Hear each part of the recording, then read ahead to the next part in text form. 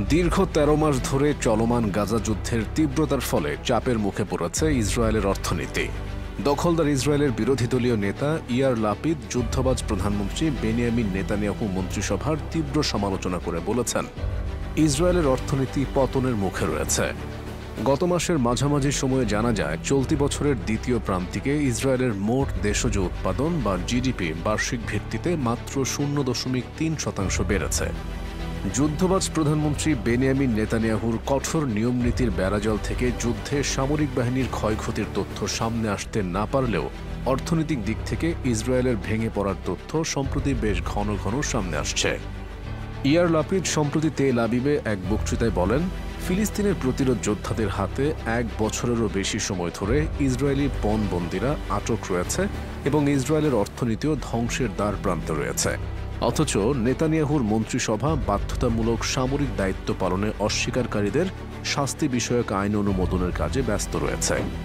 বিভিন্ন সংবাদ মাধ্যমের রিপোর্ট অনুযায়ী নেতানিয়াহু নিজের মূল দায়িত্ব অর্থাৎ পণবন্দীদের ফিরিয়ে আনার কথা ভুলে গেছেন। এমন কথা উল্লেখ করে লাপিদ বলেন, নেতানিয়াহু ইসরায়েলি নাগরিকদের আস্থা পাওয়ার যোগ্য নয়। যুদ্ধবাজ প্রধানমন্ত্রী নেতানিয়াহু সোমবার রাতে ইসরায়েলি পার্লামেন্ট নেসেটে দেয়া বক্তৃতায় দাবি করেন, গাজা উপত্যকা থেকে ইসরায়েলি পণবন্দীদের মুক্ত করে আনার প্রচেষ্টা এখন পর্যন্ত বন্ধ হয়নি। কিন্তু নেতানিয়াহুর এই দাবি খোদ নেসেট সদস্যরাই বিশ্বাস করেননি।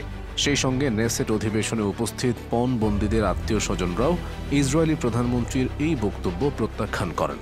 তারা সমস্বরে নেতানিয়াহুকে কথা বলতে বাধা দেন এবং তীব্র ক্ষোভে ফেটে পড়েন। দখলদার ইসরায়েল পশ্চিমা দেশগুলোর সহযোগিতায় ২০২৩ সালের ৭ অক্টোবর গাজা উপত্যকার বিরুদ্ধে ধ্বংসাত্মক যুদ্ধ শুরু করে। কিন্তু তেল আবিব এখন পর্যন্ত গাজায় নিজের ঘোষিত কোনো লক্ষ্য অর্জন করতে পারেনি, বরং নতুন করে ইসরায়েলি সামরিক বাহিনী লেবাননের চোরাবালিতে আটকা পড়েছে। এদিকে গাজায় আগ্রাসন চালানোর পাশাপাশি লেবাননে অতর্কিত বিমান হামলা অব্যাহত রেখেছে দখলদার ইসরায়েল। এর মাঝেই যুদ্ধবিরতির বিষয়ে মার্কিন যুক্তরাষ্ট্র একটি প্রস্তাব পেশ করে।